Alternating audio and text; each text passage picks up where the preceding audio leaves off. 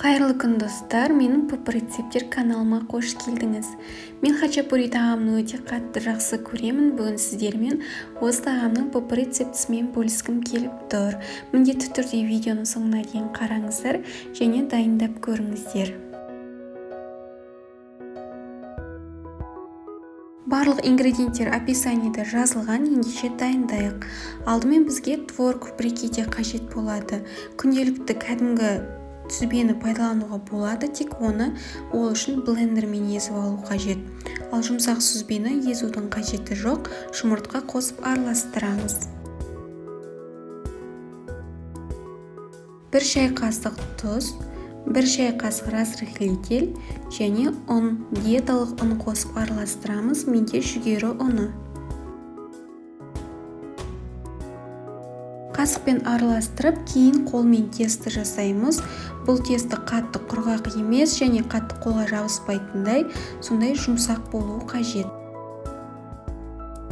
Противенді пергамент қағазымен төсеп, дайын болған тестімізді екіге бөліп, осылай саламыз және осыдан енді қайықтың формасын жасаймыз.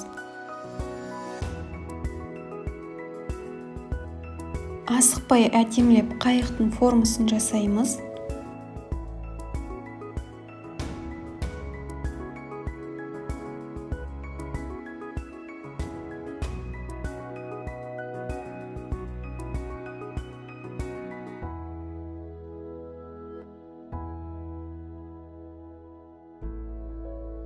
Формасын жасадық, енді үстіне ірімшік саламыз.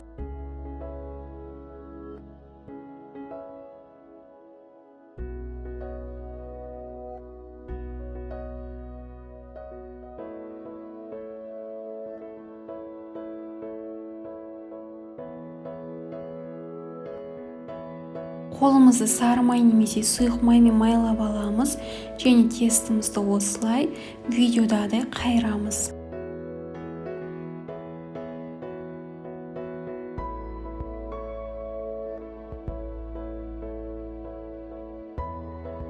Ірімшік езіліп жанына ағып кетпес үшін асықпай дұрыстап қайырған жөн.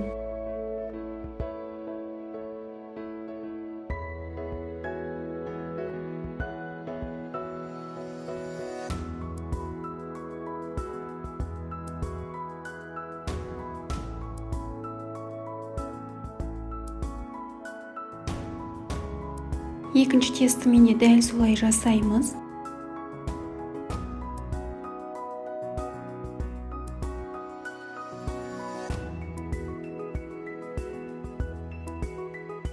Дайын болған соң қызып тұрған пешке 180 градусқа беті қызарғанша 20-25 минутқа қоямыз.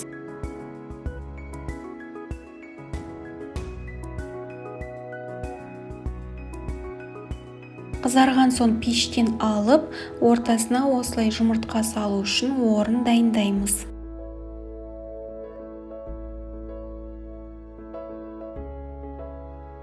Ортасына жұмыртқа саламыз және жан-жағына ірімшік саламыз.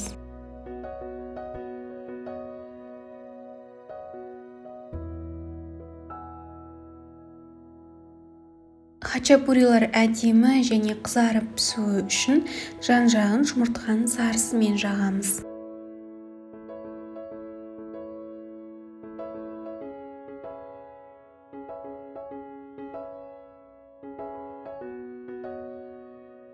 Дайын болған соң қызып тұрған пешке 180 градусқа қайтадан ірімшік езіліп және қызарғанша 10-15 минутқа қоямыз.